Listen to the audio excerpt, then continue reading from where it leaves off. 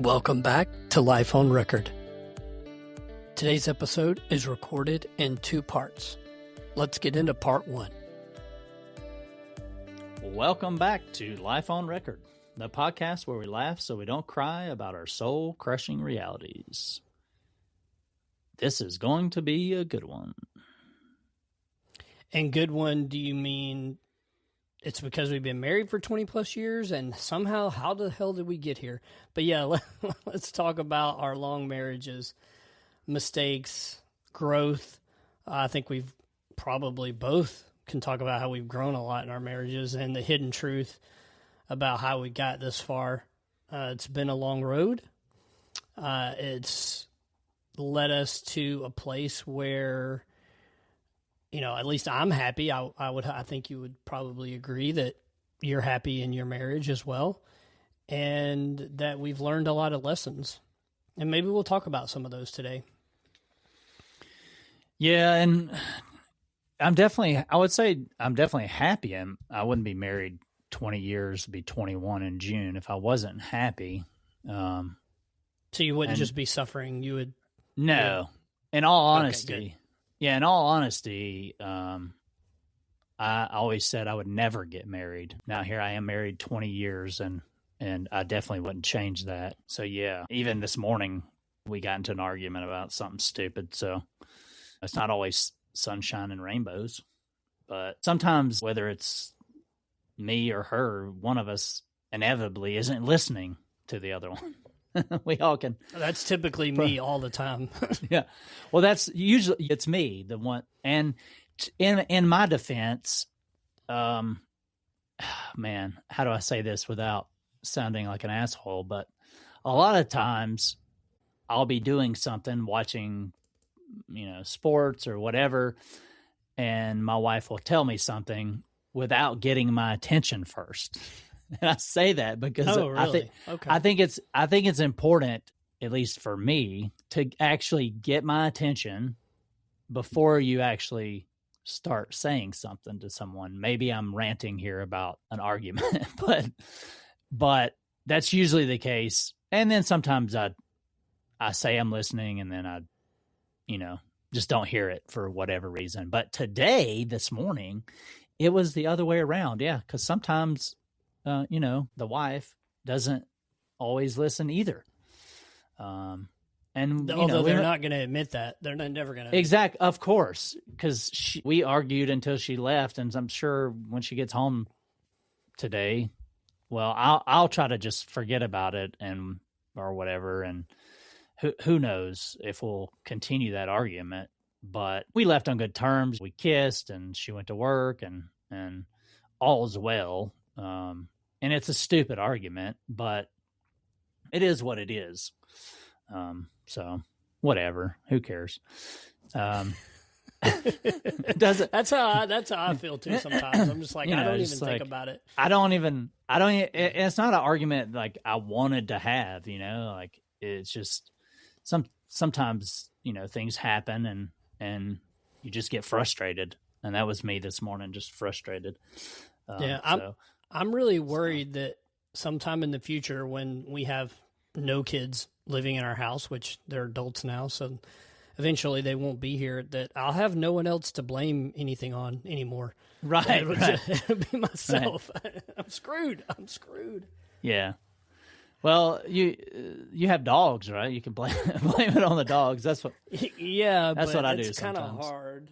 I mean, if there's dog food on the floor, I could blame that on them, but I can't blame it if they don't take out the trash. They don't have opposable thumbs. It might be difficult for them to do that. That's true. Can't blame everything on the dogs. At some point, it's comical. I do it. That's just, my personality. I do it as comedic effect. Blame the dogs for stuff they clearly had nothing to do with or couldn't possibly have anything to do with. But I do want to say, Matt, you've been married a long time when ... when maybe you're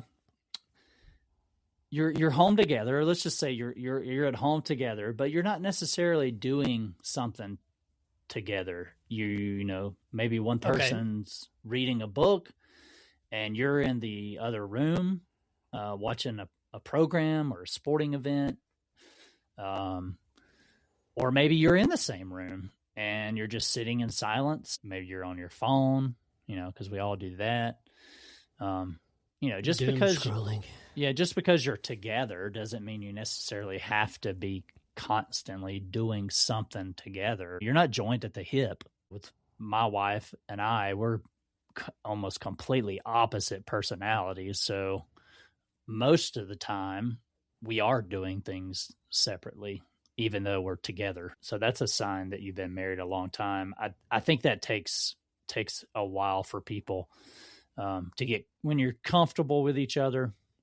Some might say too comfortable, but I don't think that comes off as a negative. So I just like to say, you're very comfortable with each other. You know each other very well. You don't have to worry, oh, are you okay right now? Are you happy? You just know the person's fine. It's like sitting on the couch if you're watching something or doing whatever. If you're comfortable enough to just fall asleep and take a little quick nap or whatever, either one of you, then that's when you know your relationship's in a good place. Yeah, of course. And then also I have a couple more examples of how you've been married a long time. You proactively take care of things around the house to ease your spouse's mind. So, for example, she's at work today. It's a Saturday. She's going to be working all day, going to be exhausted when she gets home. Now, I don't always do this, but a lot of times I will cook or grill something, or maybe clean something, or do something around the house that she's been meaning to do for a long time that she hasn't been able to get to because her work got busy.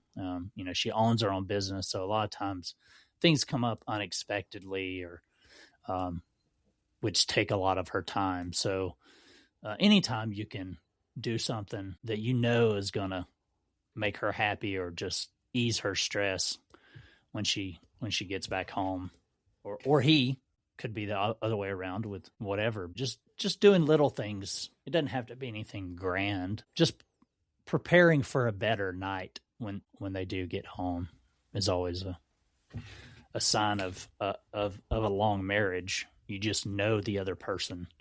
She's going to be mad, or he's going to be mad, or stressed out, or exhausted, or whatever. And you just try to preemptively strike, I guess, and so that doesn't happen. It just makes everybody's life a little bit easier.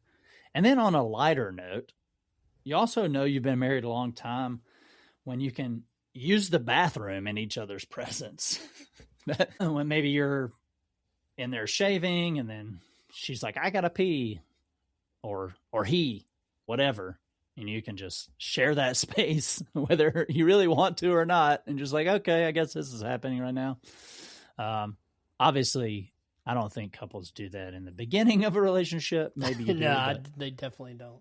But yeah, that's another sign that you've been married a long time and you're very comfortable with each other. And, at some point you just, you've seen it all at some point. So, if it's going to be bad, you might want to warn them ahead of time. I've made that mistake a few times.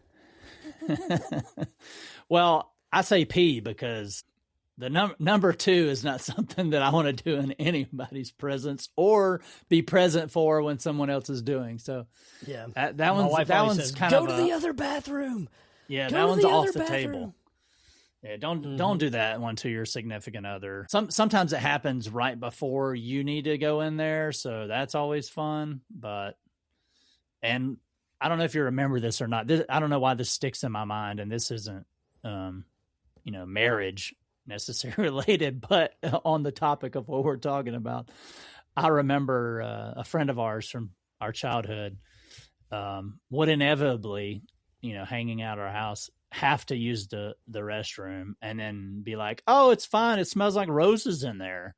Yeah, no one smells like roses. I don't care how prim and proper you are or how clean you are.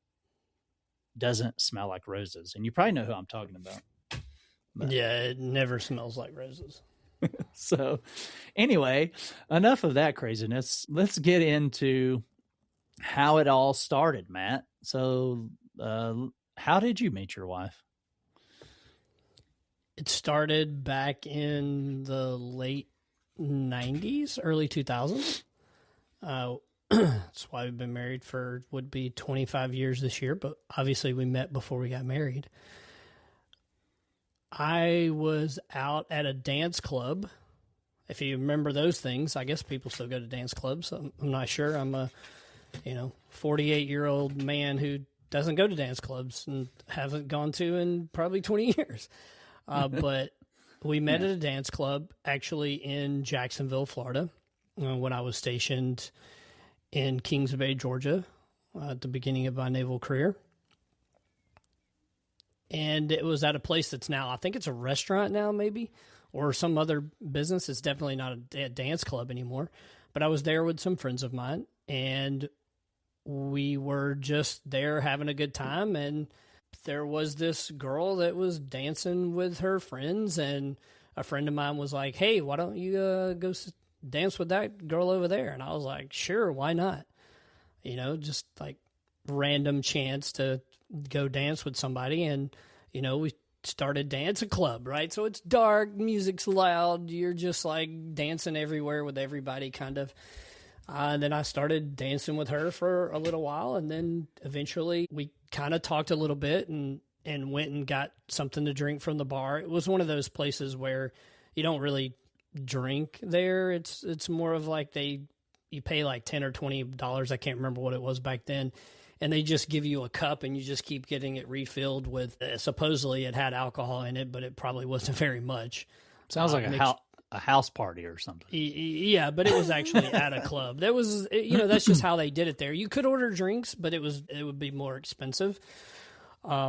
But yeah, and I just went and got whatever that they were giving as part of that special that night. And at the time, I didn't know, and she just said she wanted some water, so I got her some water. She wasn't 21 yet; she was just 20 at the time, and I was 21, about to turn 22, and we just talked and danced, and we made out some at the club, and then afterwards, your first meeting, you made out. Yeah, so I mean, it was going pretty well, I guess. I got her phone number after. I'd hope so. After the club closed, yeah, and spit. There's a lot more story to this, though. It's actually kind of a long story, I guess. Wait, I'll try to keep it short. Yeah, let me ask you something. So you had no mutual friends, like you didn't? No, just a random person, happen chance, random, yeah. Oh, okay. Meet cute, if you want to call it that. I guess, yeah. In the club. In the club. Yeah. Okay. But then, see, that's just how I met her. But then, how did I get to know her? That is what transitioned next. So I waited a few days, gave her a call. She wasn't home when I called. Back then, we had cell phones, but I mean, people didn't use them that much. So she gave you a landline number. Yeah, she gave me the landline. So for those that are listening, you're probably thinking, "Oh, she gave you the landline, not her actual cell phone." Well, back then, people didn't really use their cell phones that much. You had limited calls, limited texting. And texting was really difficult back then. So it wasn't like it is now. We didn't have smartphones. And so I gave her a call, left a message, didn't hear back from her for a few days or whatever, a week. And then I called again. And then this time when I called, somebody answered the phone. It was her stepmom. I didn't know until later that it was her stepmom. And she said, "Hey, if you want to talk to her, she's probably not going to call you back because she's busy working. She's always out with her friends. She may not call you back. Why don't you just go to her where she works and just stop by and see her?" And I was like, "Okay, where does she work?" "Oh, she works at a mall. She worked at a Sam Goody." I don't even know if there's any Sam Goody still open anymore, but probably she worked at a Sam Goody. So I was like, okay, cool. I'll just stop by there. I mean, if it was any other job, you wouldn't just be walking into an office, But she worked at a mall, so it wasn't too bad. Yeah, it's like a CD record store. Yeah, it's a record store. Yeah, they sold CDs, the majority back then. They had a few records, albums. where they were selling stuff, and then equipment. They had some equipment and stuff in there, but yeah, mostly CDs. Okay. They had some hats and T-shirts and stuff, but not a lot. So I go to the Sam Goody to say, hey, I tried to call you. I didn't hear back. And she's like, oh, yeah. Yeah, I was going to call you back. I was like, okay, well, I just wanted to see if you wanted to go out on a date, an actual date. We just met at a club. She was like, sure, we can go out on a date. So we made some time to go out on a date, and I took her to a restaurant and we ate. But by the way, we've never been to that restaurant. At least maybe one time we went back to the same type of restaurant, but pretty much we've never went back to that restaurant again because went to Carrabba's. I don't know if anybody's heard of Carrabba's, or if you know of a Carrabba's out there. There's not a lot left probably. Yeah.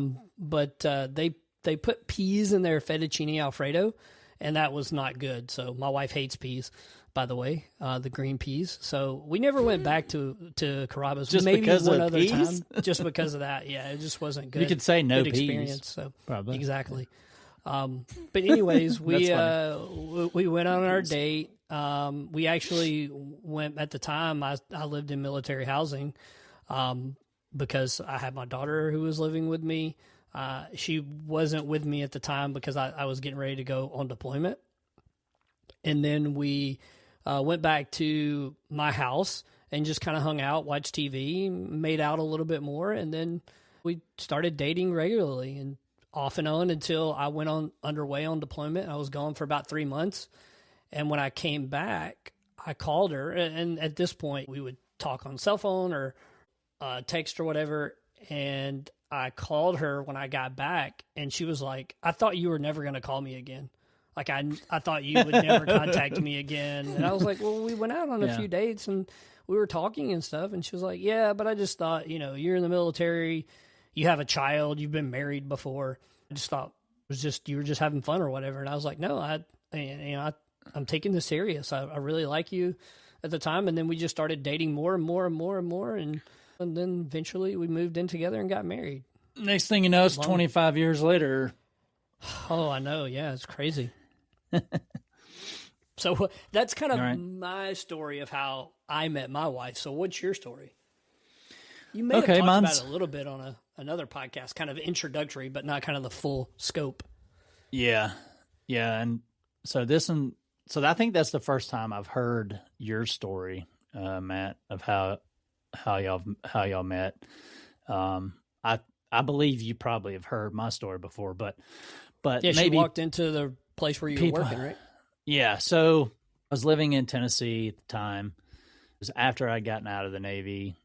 Was living with a friend of mine and got this job at a restaurant that made like pizza and sandwiches and stuff. And they also had this little ice cream off to the side. It was all in the same building, that made like Marble Slab ice cream, but not Marble Slab, the company. It's same concept though.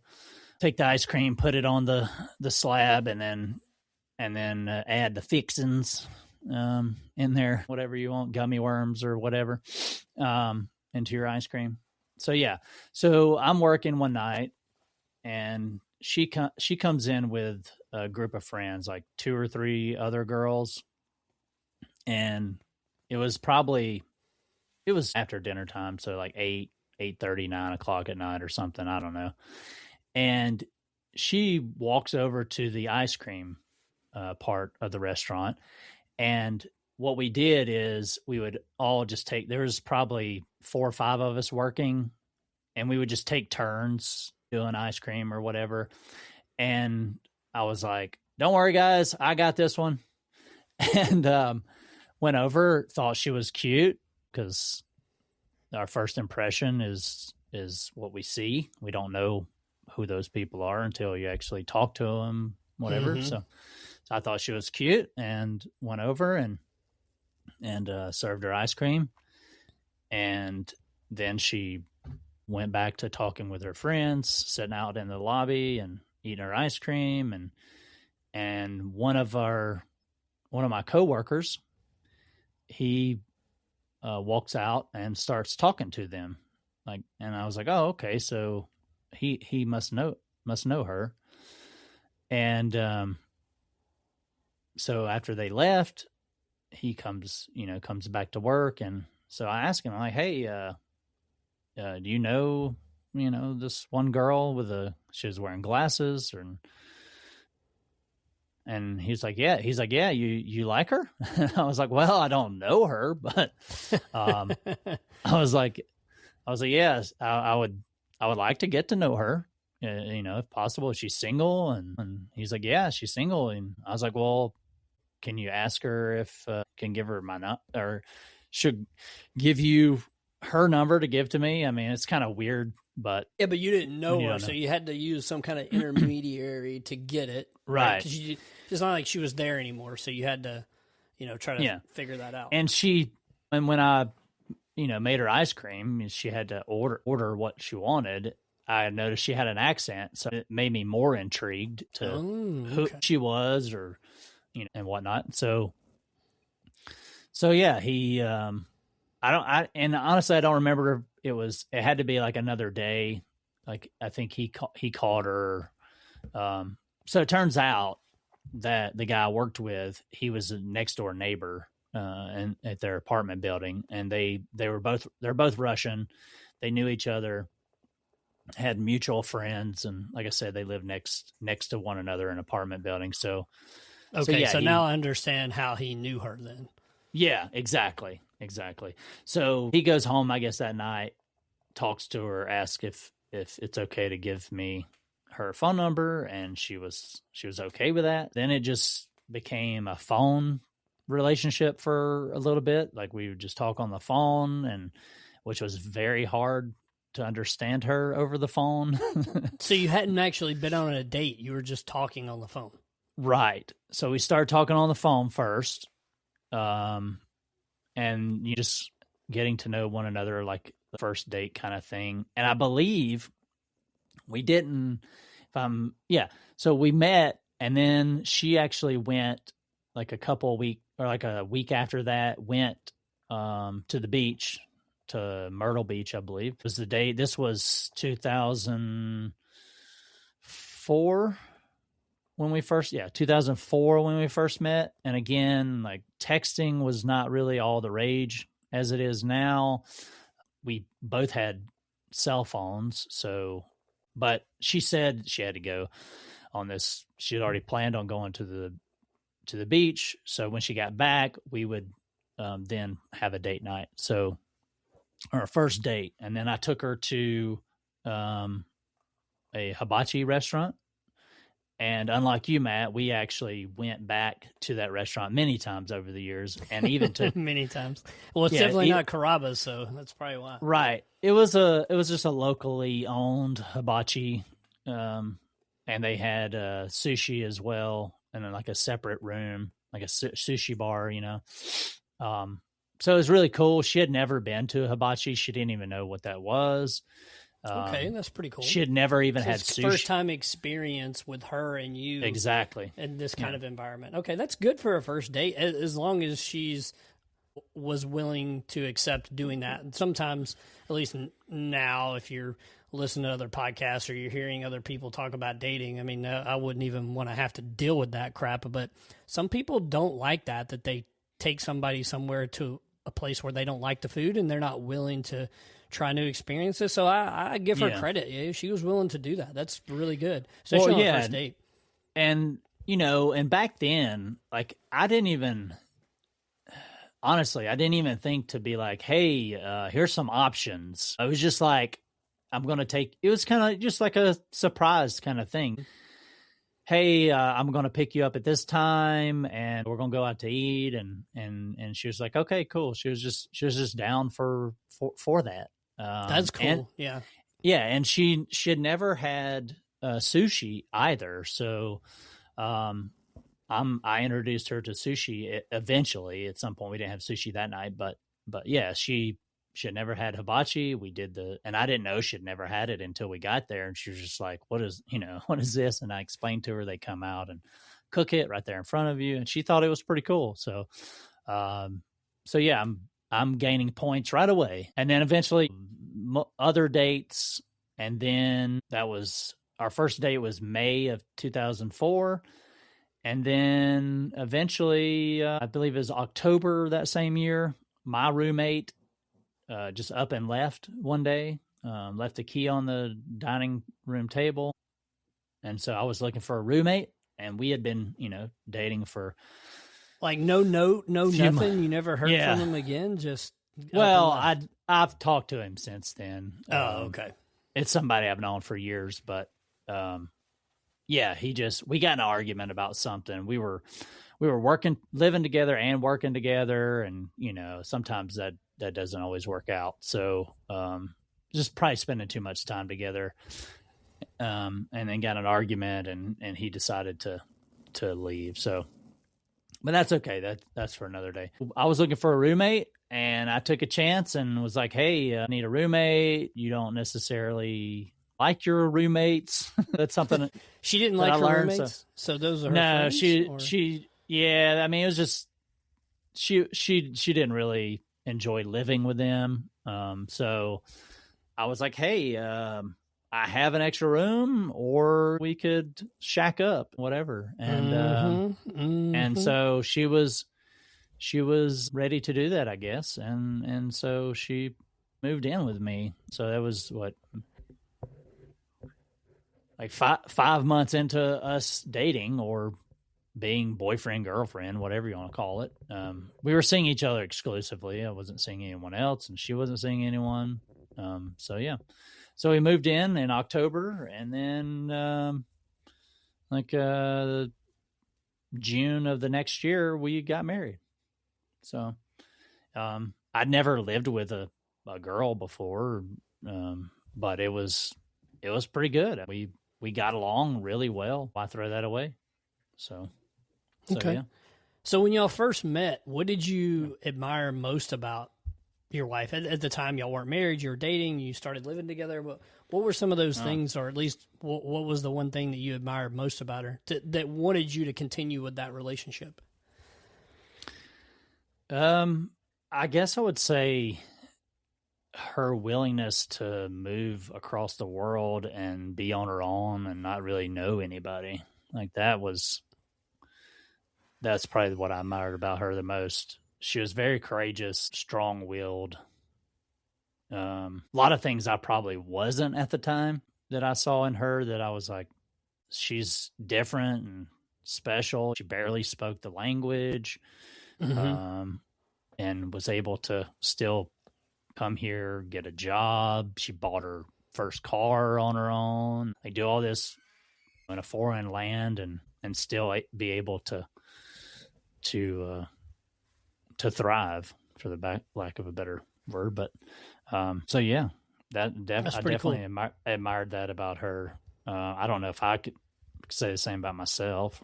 So yeah. Well, Matt, I think I've talked a little bit, so let's let you do some talking for a minute. I have a question. What would your wife say that you were like at 25 years old? What were you like? Or what would she say? So yeah, that was new into our marriage early on.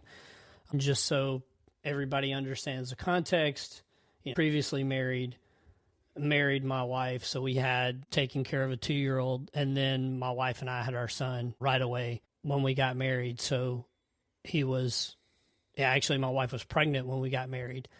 It was a lot of growing pains for me, because now not only am I married and I have a daughter from a previous marriage that we're trying to take care of, and now we have a brand new baby that we're trying to take care of. And during this time, I worked, we were in Connecticut and San Diego. So we lived in Connecticut and I worked at night, so I wasn't home during the day. So that was really hard. I think it was really hard to adjust to that. So a lot of the times I wasn't very happy, again, with the situation. And I may have brought this up on previous podcasts. So it wasn't anything I could do with it. That was what my command was telling me I had to do. I had to work at night. So I was away from my family, away from helping her. She worked during the day too. So we both had jobs, and our kids going to school or daycare. So I wasn't that great of a husband. I wasn't that happy with what was going on. So when at that age, I just was, grumpy. I was angry a lot of the times. And then when we moved to San Diego, I went back out to a submarine. So I got a little bit better of an adjustment, had got some time off and was able to spend with my family and actually make some meaningful time. So that was better. I started to get better, but I just wasn't in a good headspace. I was really stressed out a lot. I was going through a lot emotionally, and I just didn't know really how to communicate it that well. But yeah, I would say that she would probably say that. It's not like that we were getting into arguments or anything. It was just like I wasn't there. I wasn't there to do a lot and to help out a lot. So I had to eventually learn how to be better at that, whether it was talking with other family members or mentors that I had in the military and things like that. But I mean, for the most part, it was good. It was good, but it was just like I wasn't in the right headspace. I wasn't always in the right mindset. And, early on, and my wife reminds me of this all the time, and she'll tell people this story, but, she said she would never marry somebody that was in the military or had a child. So I don't know where she decided at some point that, hey, that's what we're going to do, but you jinxed it. Like, you brought yourself into this stressful situation and you agreed to it. But if you think about it, and I didn't bring this up during how I met my wife, but my wife's mom died when she was 13. So she pretty much raised herself. Her dad was there, but her dad was a alcoholic. He was retired military. He didn't work most of the time. He just lived off his military retirement. And so she pretty much raised herself along with her a brother and her sister-in-law helped out some because they were adults and they were able to help her. And some of her parents, her mom's friends, helped out as well. But yeah, she very, very independent. And that's one thing I do admire. If I'm going to say, what do I admire about my wife? She's a very independent person. She can pretty much do anything that she wants and take care of things, even when I wasn't around. So that's definitely something that I admired about her early on. Like I said, I was working at night, so she had to take care of almost everything. I could still pick up the kids and drop them off and do things like that, but I was gone out of that space for several years, for many years. And then I went on deployments right away when we moved to San Diego. And I was on back-to-back submarines, so I was gone for 6-7 months at a time, every year, every 2 years. So it wasn't good on our home life. I would say that one kind of got jinxed a little bit, but as we grew and as we moved forward, it would get better and better and better. And I had to learn. I really had to learn how to be a responsible adult and parent and be a better partner. And that's kind of what I was like at 25. And then how did I grow? I grew by learning and talking to people and trying to figure out the best way to keep our relationship going and listening to my wife. Many learning opportunities early on. And listening to what my wife was saying. I still have a hard time doing that, but just really listening to her and taking it all in and trying to do better. Yeah, self-correction. It's big, especially if you're not going to therapy or doing, like you said though, you did talk with people. You talked with, your colleagues or your shipmates, and other people. So, and that's when our son was going through therapy and he had all these problems at school too. So I wasn't always able to help with that. And it was a lot going on during that time in my mid-20s. Yeah. And it wasn't until after we got out of those commands and I got to my kind of first shore duty where I was actually home a lot and I actually was able to participate more in our family's lives that things got a lot better. Yeah.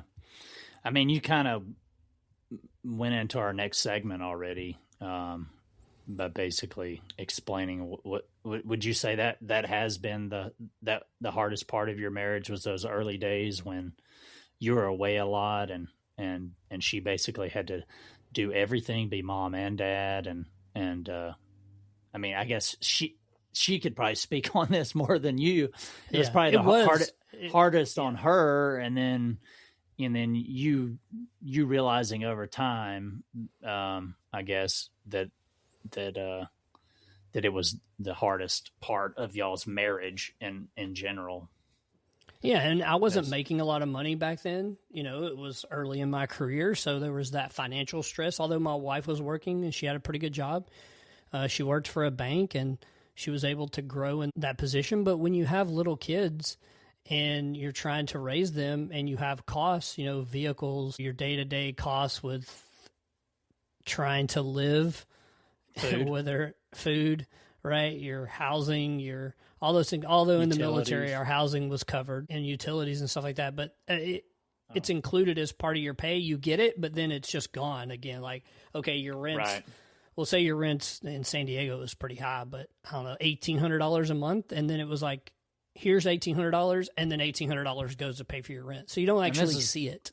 And this is the early 2000s we're talking about. So. Yeah. Right? Yeah. Early 2000s. Yeah. Between 2003 and 2009 to 2010. So somebody's saying $1,800 rent. I'll take that. Yeah. That was quite a while ago. Yeah. And I think that was when we had a 3-bedroom, 1-bath house in military housing. I mean, it was good. It was nice. It wasn't like the greatest, but it was pretty good. It wasn't bad. Yeah. But yeah, there's all those financial stressors.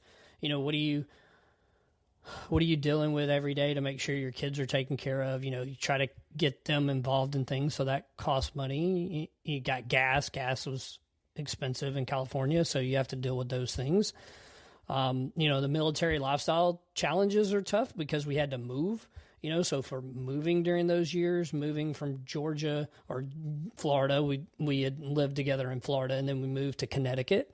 So adjusting to that and then moving to California. So we're moving entirely across the country, and that's a challenge. And you got kids in the car, and they, you know, after a couple hours, they don't want to be in the car, and then having to deal with those type of things. When I was working at night or gone on deployment, there was a lot of challenges there. Like you said, she was having to be mom and dad and do everything. And we would have family members come and help during that time, but they would only come for a week or two. They're not coming there for 6-7 straight months. And those kids are growing and they're trying to do more things. They're trying to learn things, and then not being there to support that. While we're also trying to grow in our relationship and grow in our partnership and our marriage, it was really tough. And trying to adjust to that. And again, like I said, my wife was a very independent person, so she had it and she was taking care of it. But then when I would come back home, it was my time that she'd be like, no, you've been gone for 6 months. You take care of the kids now. You do everything. You take them to their practices. You pick them up. You drop them off. She wanted me to be more involved in that. You make dinner. You clean the house. Like, you do all these things because now you're back. So sometimes I didn't always necessarily agree with that. And it took a while in our marriage for me to understand what she was going through, and then start to pick up those pieces where when I would come back, I would take care of a lot of things. That way, when I was gone, she had to do it all 100%. But I would kind of say that's was the hardest part of our marriage, and just trying to learn about those things. And it was tough, but we were able to make it through. Well, yeah, that's good, Matt, because I mean, obviously if you didn't want that relationship to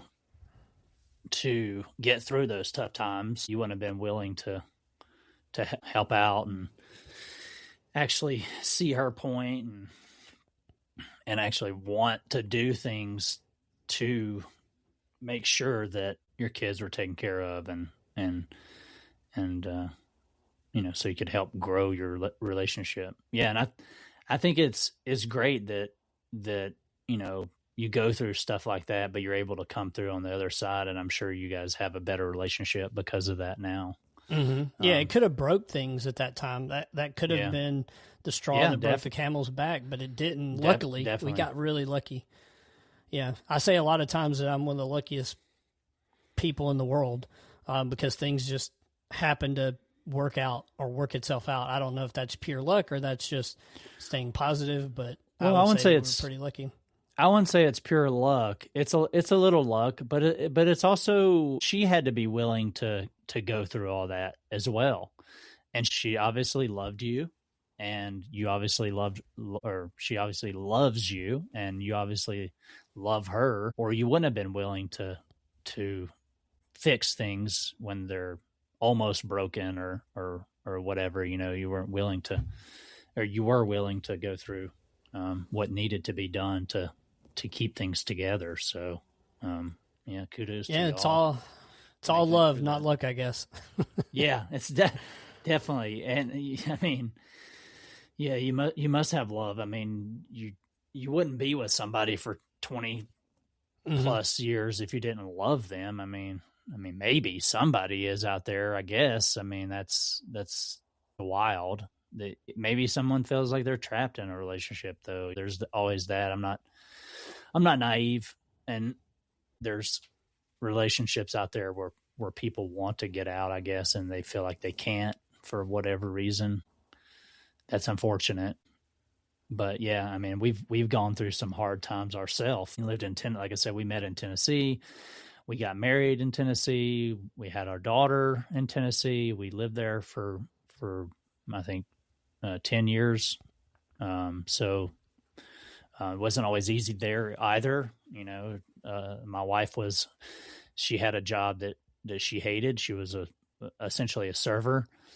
She had at multiple different restaurants and stuff. There were some days where she'd come home and she looked like she was broken, and not by the job necessarily, but by the people that she worked with, because my wife is educated. She has a degree. And she would be working with people that dropped out of high school but still thought they were better than everybody else. So they had that mentality and looked down on her because she was an immigrant, which is stupid Americans. Yeah, exactly. Very unfortunate. And so that took a toll on her over the years. And so that's one of the reasons why we did move to Colorado, and also to try to better ourselves. She needed a change for sure. And then eventually, obviously, I went back to school and made changes for myself. But even that move to Colorado was not easy on us either, because we didn't know anyone out here. So we come out here and all we have is each other. And, sometimes such a, large life change, it takes a toll on you. We fought about, I don't even know reasons why we fought, just stupid reasons why we would argue about stuff. And did you already have jobs set up when you moved? Like, I moved to the military. I was moving to a job, and my wife would work out a transfer because she worked for the same company, and that made it easier for us. But when you moved, was it, I'm just working for the same business and I'm going to go do this, or you had to start all over, right? So great question, Matt. So I was able, luckily, I worked for Pizza Hut at the time as a delivery driver, as I've mentioned before. And the same, because I don't know if a lot of people know this, but Pizza Hut, it was owned by like multiple companies, I think. Not all Pizza Huts were owned by the same company. Luckily. So they weren't franchised necessarily. They were more like owned by businesses. By a bigger corporation. Corporation, okay. So the one I worked for in Tennessee was owned by the same company that owned one here close by where we moved to. So I was able to actually transfer. So I put in a formal transfer request, which sounds crazy to transfer from one state to another as a pizza delivery driver. I know that, but hey, you're highly marketable, I guess. They need it. They need exactly. It was a funny conversation I had with our grandfather years ago.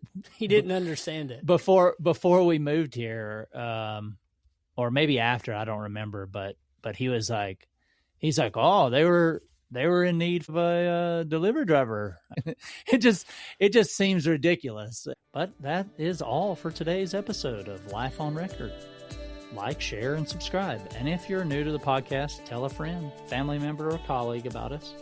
We just might make their day. Thanks for listening.